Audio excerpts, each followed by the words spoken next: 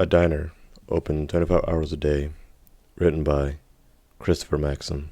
Late one night, I found myself driving down what seemed like an endless stretch of road. I was on my way back from a week-long business trip, facing at least a 12-hour drive home. Having always been scared of flying, the monotonous trek was unavoidable. Though tedious and sometimes downright soul-crushing, I had grown used to the lonely road trips back and forth from state to state. In an effort to minimize my commute, I usually refrained from making pit stops. I'd push through exhaustion or discomfort, making my way home in one fell swoop. I would then enter my bedroom and meet my blankets with a hard thud, falling asleep almost immediately after my head hit the pillow. Picturing my eventual slumber is what kept my foot on the gas pedal. On this drive, however, I grew particularly hungry. I tried to ignore the feeling, but this became increasingly difficult as the night went on. I found myself longing for sustenance, fantasizing about dreadful gas station food, anything that would placate my insatiable late-night hunger. I was between a rock and a hard place, as tightly squished as one could be. Unable to fight off the urge to eat any longer, I gave in to my stomach's groaning and got off the highway somewhere in Massachusetts. I had been in the state on several occasions, but this time I was in unfamiliar territory. There were many trees, more than the average Cape-side town. On top of that, there were no buildings in sight. Despite the lack of residential growth, I was sure I could sniff out a convenience store and indulge in a microwave burrito or a slice of rubbery pizza. I drove on for what must have been 30 minutes or so. No gas stations, no fast food joints, no buildings of any kind. Just miles and miles of wooded area. Worst of all, I didn't have a phone signal to pull up my GPS.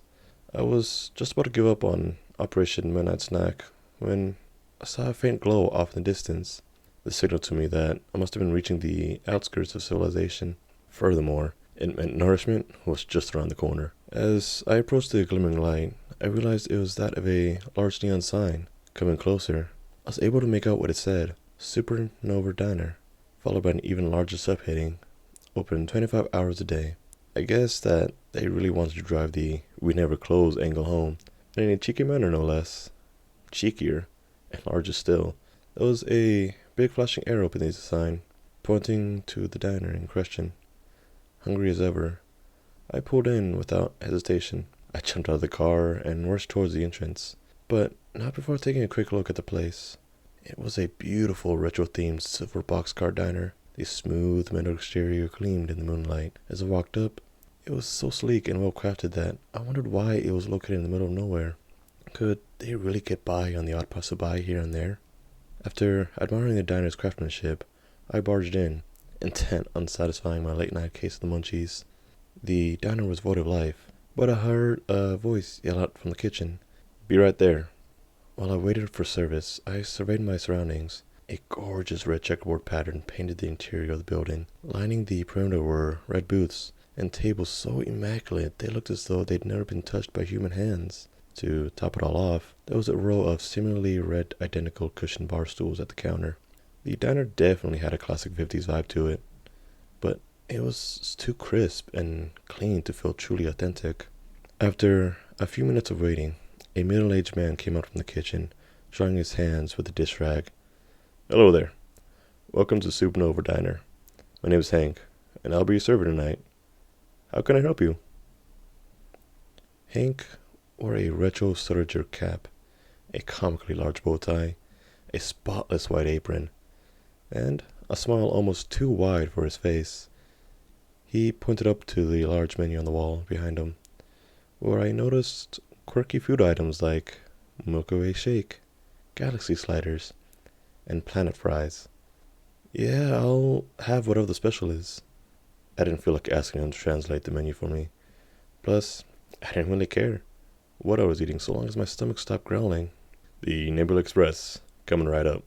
Hank shot me another awkwardly wide smile.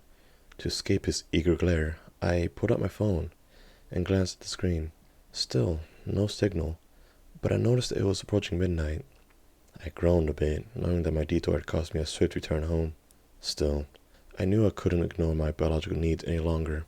I would have ended up stopping at some point anyway. I put up my phone in my pocket and looked back at the counter. Hank was still there, smiling away. Um, shouldn't you be getting my order? He didn't react to my query. Instead, he remained silent and motionless. Okay then, I'm gonna leave now. Bye.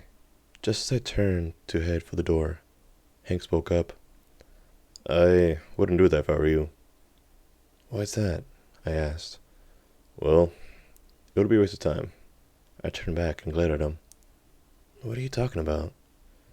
Are you gonna go get my food or not? He laughed at me. You can't leave now. The fun is just about to begin. Your order is being prepared as we speak. Just sit back, relax, and enjoy the ride. Hank pulled out a stopwatch from his apron. The digital readout appeared to be counting backward from an hour. I didn't know if it was a restaurant gimmick or a strange prank at my expense. But either way, I was fed up. Bye, Hank. It's been weird. Thanks for nothing. I turned around and continued marching towards the exit. As I did this, my jaw dropped. The door was gone. My eyes quickly darted from left to right, revealing to me that the windows had vanished as well. There was nothing but continuous wall on either side of me. Perplexed, I looked back to Hank. He chuckled to himself, then asked me a question. So, how do you like meat? What? I asked, completely dazed. Your meat. How do you like it? Well done. I like it well done. Well done, huh? I like my meat as red as possible. A little color does a buddy good. I looked at him, confused. Hank, where's the door? Well, let's just say it's temporarily unavailable. Anything else I can help you with? Yeah, what the hell is going on here? Well, there are a number of possibilities. I've outlined them here on the menu. Hank pointed up at the menu again. Only this time, the food items were gone. The letters had seemingly been rearranged to form bullet points numbered 1 to 3. I read them aloud. 1. During your business trip, one of your colleagues slipped you some LSD as a part of a half-hearted practical joke. What you're experiencing now is a product of the drug's potent hallucinogenic properties. I like that one, Hank said. Unlikely, but it's fun, wouldn't you say? I moved on to the next possibility. 2. You fell asleep at the wheel. This is merely a vivid dream that will continue until you inevitably crash your car and die on impact. Alternatively, you may have already crashed your car and lived, albeit barely. You're currently in a coma, and your sleeping mind has formed a narrative based on the hunger you felt before the accident. The diner is a metaphor for the coma itself, and you won't escape until you awaken, which may very well be never. Hank bore me a look of concern. A little morbid, I admit, but it is possible. I reluctantly looked at the last option. 3. Something supernatural is afoot. Mysterious forces beyond your comprehension are at play, trapping you in an otherwise normal eatery. These forces will not allow you to leave under any circumstances. The best thing you can do is accept this and allow yourself to succumb to whatever classic paranormal tropes are thrown your way. Death will be your only escape. That's all I could come up with, Hank said. I'm not sure myself, but I'm leaning towards number 3. What the hell, Hank? What the fuck is this? And shouldn't you of all people know? You would think so, wouldn't you? But I guess I wouldn't tell you if I did. Would I? He offered me another one of his smiles as a consolation. I wanted to punch it clean off his face. Instead, I partook in a nervous breakdown of sorts. I slammed my body up against the wall where the door had been. I screamed at the top of my lungs, and I even grabbed a few bar stools and tossed them in different directions, as hard as my arms would allow. All the while, Hank remained calm and still, his lips stretched from ear to ear. Just as I was about to take a swing at him, the kitchen door behind him popped open. Oh, your order must be ready. Please, come with me. Hank disappeared into the darkness beyond the kitchen's doorframe. I stayed behind, hesitant to follow him. After a few moments, I heard him yell out to me, Come on, kid. Aren't you hungry? It's true.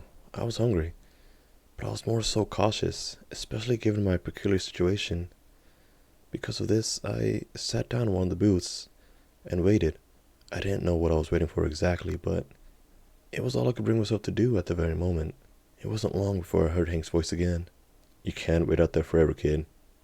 As if in response to this statement, the lights in the diner began to flicker. Then, one by one, they went out, spreading darkness from booth to booth.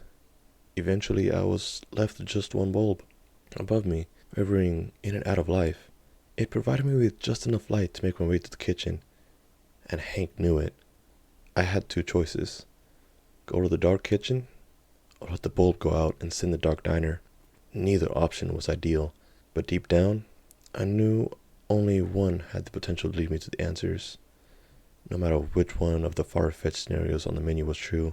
As such, I gave in to the narrative that was unfolding around me. It was clear to me at this point that fighting it was futile. As I passed the threshold in the kitchen, the door shut itself behind me. Bright light poured out from the ceiling, washing over the entire room, revealing vibrant white walls and flooring. In the center of the room was a chair, slanted in a diagonal position, not unlike one you'd find in the dentist's office. Next to the chair was Hank, who had traded his dining uniform for a flashy white lab coat. "Finally. Come, sit down. Take a load off." If only out of fear for what might happen next if I disobeyed, I did as Hank told me. It's not like I had much of a choice at that point. I slowly walked over to the chair and laid down. As I did this, leather straps wrapped themselves around my legs, arms, and forehead. I no longer had the luxury of movement or peripheral vision. Hank walked around to the front of the chair and pulled out his stopwatch. "You're doing fine, kid. Only 40 minutes left." Without warning, 6 or 7 shadowy figures came rushing over from either side of me. They brought with them rolling carts filled with what looked like medical equipment and power tools. I tried to make out even a single face in the crowd, but I could not. They lacked discernible features of any kind, and moved about in perfect harmony with one another, like animated silhouettes doing the bidding of some unseen higher power. Over the course of the next few minutes, the figures poked and prodded me, drew blood, took hair samples, and inserted their utensils in places that I'd rather not discuss. As much as I squirmed and screamed, none of them reacted. Not even Hank. Feeling helpless, I eventually stopped struggling and simply braced myself for each needle that penetrated my skin. It made things a little more tolerable. After a while, the figures stopped. Instead of going away like I'd hoped they would, they traded the needles and test tubes for surgical scissors and began cutting my clothes off of me. This continued until I was completely naked. I tried talking to Hank, but he was too busy playing around with the samples that had been collected. Even if he did respond, no amount of encouragement could have prepared me for what happened next. Using nothing but scalpels and brute strength, the figures began cutting away at my skin. It was an absolutely horrific orchestra of deadly incisions, and one that continued until they peeled off every last bit of my epidermis. For one reason or another, I remained both alive and awake during the entire ordeal, though at the time, I wish I could have died. The pain was excruciating. It came in waves. Just when I thought I was going numb, another unbearable, sharp, throbbing sensation would overtake my entire body. I'd never felt anything like that before. By the end of it, my ears were ringing from the volume of my own screams. "There's that color," Hank exclaimed, gazing at the bloody mess that had become. "Why are you doing this?" I yelled. "I'm not doing anything, kid. I'm just here to observe. Relax. Only 27 minutes left." I would have argued with them further, but the figures grabbed the power tools and started tearing through my muscle tissue. The buzzing sound of saws filled the entire room, drowning out my cries of agony. Through blood-soaked eyes, I could see Hank mouthing the words, "Tick-tock, tick-tock," over and over again. I watched him mock me until the buzzing stopped, and the next stage of torture commenced. I never wanted to see my organs. I never wanted to see my bone. I could have gone my entire life without knowing what they looked like. Now, I can't get the image out of my head. I'm afraid I never will. After successfully ripping apart my skin and muscle, the shadowy demons took hammers to my insides, slashing up my spleen, stomach, liver, kidneys, and lungs. They broke through the brittle white ivory they made of my skeleton, making sure to leave no bone unturned. They even destroyed my skull and scooped my brain matter into jars. After all was said and done, they cleaned up my remains like fallen hair in a barber shop and swiftly left the room. You're probably wondering how I lived. I'm not entirely sure. They stripped away every physical aspect of my being, but I was still there. A sort of bubble floating consciousness. I could still see and hear, but I was without a material body. As jarring as this realization was, I was just happy to no longer be in pain. I didn't realize it, but Hank was still in the room. He walked over to me and leaned in real close, stopwatch in hand. See? No, that wasn't so bad, was it? And looky here, you've only got 18 minutes left. How will you spend them? What things will you see? We had our fun. Now, it's your turn. Hank turned around and walked out the kitchen door, leaving me alone in the right room. Within an instant, things began to change around me. The walls, the floor, and ceiling faded, revealing an array of distant stars behind them. I somehow went from being in a diner on planet Earth to floating around in the vacuum of space within mere moments. Within seconds of the room completely fading from view, I was unrelentingly hurled through the universe at light speed. Everything around me blurred, and my bodiless soul spun around uncontrollably. If I still had a stomach, it would have been turning. I'll never forget what I experienced in the coming moments, but I'll never fully remember it either. Even now, I only have access to bits and pieces of what happened. Perhaps the extreme velocity in which I traveled somehow damaged the fragile fabric of my memory, rendering me unable to retain the information I was presented with. Or maybe my feeble mind just couldn't process the imagery. Who knows? In truth, I can only tell you what I felt. That will never go away. As I sped through deep space, I was stopped in specific locations, mostly foreign planets and dead star systems. In these moments, I saw unspeakable things, gruesome things, things I never knew could exist in the universe. I was plagued with disturbing sights and concepts of horrific proportions, so horrendous in fact, it made my impromptu autopsy look tame in comparison. I don't know exactly what I saw out there, but I still feel an immense dread whenever I try to recall it. After what felt like an eternity of torture, I was transported to what I can only assume was a location outside of the observable universe. There were no stars or any light to speak of, not even off in the distance. I was alone in a blanket of darkness, left to suffer with the memories of what I endured. Just as I was beginning to accept my circumstances, a light glow appeared in the distance. As I came closer to my position, I recognized its features. It was Hank's stopwatch. The readout was approaching 0. 10, 9, 8. I started to feel weary, almost like I was falling into a deep sleep. I wondered if that was even possible in my current state. 7, 6, 5. Like a projected movie, the past hour of my life appeared on the black canvas of space behind the stopwatch.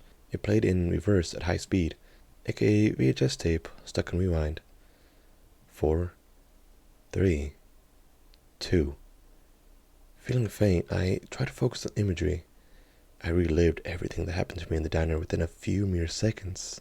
1, 0, and poof. Just like that, I was back in the diner parking lot, body and flesh intact. My car was there next to me, right where I parked it. I took out my phone and checked the time. It was 12:01.